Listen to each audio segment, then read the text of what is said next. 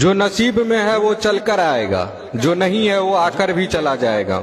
जिंदगी को इतना सीरियस लेने की जरूरत नहीं है दोस्तों, यहाँ से जिंदा बचकर कोई नहीं जाएगा। एक सच है कि अगर जिंदगी इतनी अच्छी होती तो हम इस दुनिया में रोते रोते ना आते, लेकिन एक मीठी सच ये भी है, अगर ये जिंदगी बुरी होती तो हम जाते जाते लोगों को रुला कर नहीं जाते। आपके पास मारुति हो या BMW, रोड वही रहेगी।